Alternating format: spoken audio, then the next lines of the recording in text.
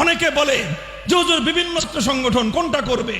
চরমনাই পীর সাহেব হুজুরদের ইসলামী শাসনতন্ত্র ছাত্র আন্দোলন, মুফতি আমিন রহমতুল্লাহ আলাইহির যুব খেলাফত রয়েছে, ছাত্র খেলাফত রয়েছে, জমিয়তের ছাত্র জমিয়ত রয়েছে আল্লামা নূর হোসেন কাসেমীর। আপনি আবার একটা বলতেছেন খেলাফত ছাত্র মজলিসের কথা। আমি বলি যে হ্যাঁ, এগুলো এক একটা প্রতিষ্ঠান। যেমন শিক্ষা প্রতিষ্ঠান অনেক হয়েছে, কেউ তো অভিযোগ করে না খাবাসপুর ছিল, বাহির দেওয়ার কি দরকার? বাহির দিয়ে ছিল আবার গহরডাঙ্গার কি দরকার? গহরডাঙ্গা ছিল, দারুল উলুম কেন করা হলো? প্রশ্ন তো আসে না।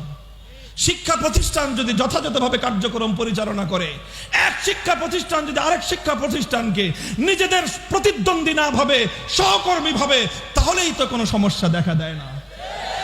আমি এই মঞ্চ থেকে খেলাফত যুব মজলিসের মঞ্চ থেকে স্পষ্ট ভাষায় দায়িত্বশীল হিসেবে দায়িত্ব নিয়ে কথা বলছি।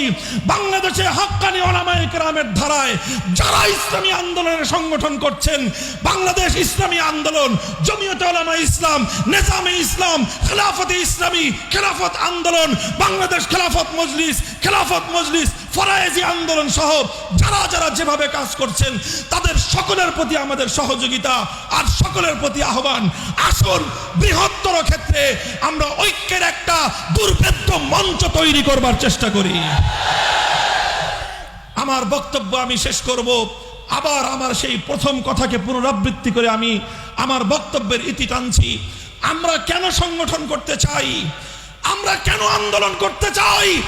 কারণ যদি আজ আমরা প্রস্তুত না হই, যদি আমরা টেকনাফ থেকে তেতুলিয়ায় লাখো ইমানদার জনতা যদি হাতে হাত রেখে আমরা আগামী দিনের জন্য নিজেদেরকে প্রস্তুত করতে ব্যর্থ হই, যেভাবে পাপাচার বাড়ছে, রাষ্ট্রীয় পৃষ্ঠপোষকতায় অন্যায় অবিচারকে যেভাবে প্রাতিষ্ঠানিকভাবে প্রতিষ্ঠিত করা হচ্ছে, এভাবে চলতে থাকলে এই দেশ ধ্বংস হয়ে যাবে, এ জাতি ধ্বংস হয়ে যাবে। কথা ঠিক কিনা?